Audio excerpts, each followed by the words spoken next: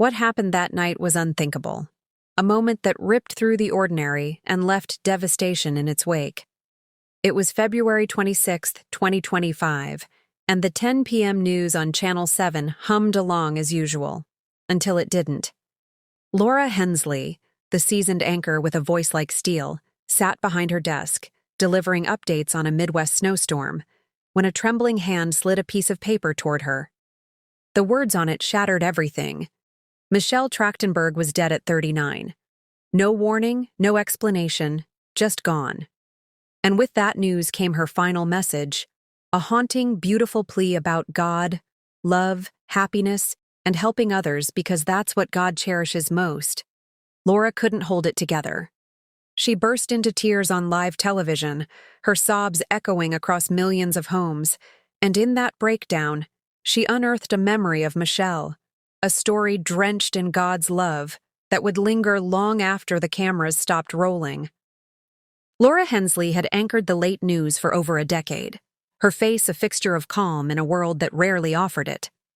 She'd reported on wars that orphaned children, disasters that swallowed towns, scandals that toppled giants, all with an unshakable poise that made her a rock for viewers. That night began no differently. The broadcast ticked through its segments, political squabbles, a freak blizzard, a child's fundraiser for his sister's surgery.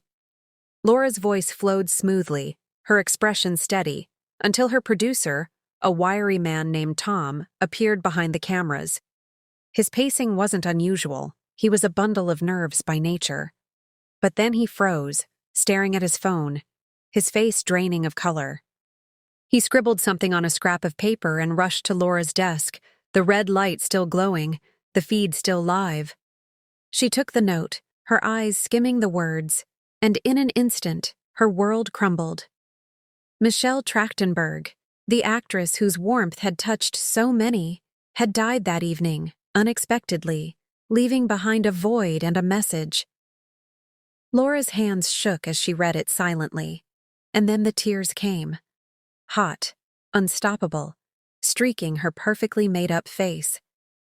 Her voice faltered mid-sentence, the snowstorm forgotten, and she dissolved into sobs. The studio fell silent, the crew stunned, the audience at home witnessing a crack in the anchor's armor that no one had expected. She couldn't speak, couldn't continue, but the message clutched in her trembling fingers demanded to be heard. Michelle's final words had been posted online just minutes before her death, a last gift to the world. They spoke of a life spent chasing happiness in all the wrong places, fame, success, the hollow promises of stardom, only to find it in love, in giving rather than taking. She wrote of helping those who couldn't help themselves, of a God who wasn't vengeful but loving, who smiled when kindness prevailed. She admitted her flaws, her stumbles, but insisted that every act of compassion had brought her closer to something divine. She urged everyone to remember not her roles or her headlines, but this truth: love and help each other, for that's where happiness and God reside. She wasn't afraid, she said. She was ready, and she loved them all. Laura's tears flowed as she absorbed those words, her composure lost to the weight of Michelle's loss and the power of her farewell.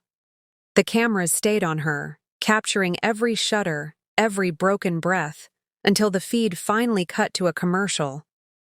When the broadcast resumed, Laura didn't return to the planned stories. Instead, she shared a piece of Michelle, not the celebrity, but the woman she'd known, a memory that wove together the threads of God's love and human connection. Years earlier, in 2021, Laura had attended a fundraiser for a women's shelter in New York, a modest gathering far from the glitz of Hollywood. Michelle was there, not as a star but as a voice for the forgotten. She'd stood before the small crowd and spoken without notes, her words raw and unpolished. She told of a day she'd spent at a shelter, sitting with a mother of two who'd escaped an abusive husband with nothing but her children and her scars. Michelle had stayed with her for hours, holding her hand as she wept, offering no solutions, just presence. In that moment, she'd felt it. a quiet, undeniable sense of God's love, not in grand gestures but in the stillness of compassion. It was, she'd said, what mattered most. Laura had been in the audience that night, scribbling notes for a story, her cynicism a shield against the world's pain. She'd grown up dismissing God as a fairy tale, love as a luxury she couldn't afford to feel in her line of work. But Michelle's story pierced her, and afterward, the actress had sought her out, recognizing her from a chance meeting years before at a glitzy LA charity event in 2018. Back then, Michelle had teased her about making bad news sound less awful, her grin disarming Laura's defenses. This time, she'd asked how Laura carried the weight of her job, the endless parade of tragedy. Laura confessed she didn't. She numbed it. Michelle didn't preach or pry. She simply said Laura was stronger than she knew, that she wasn't alone, and pulled her into a fleeting, heartfelt hug before slipping away. That memory flooded back to Laura as she sat at her desk that fateful night, Michelle's final message echoing the same truths she'd lived. The anchor's tears fell anew, softer but deeper, as she grappled with the loss and the revelation it brought. She didn't care about the broadcast schedule, the producer's frantic signals, or the millions watching.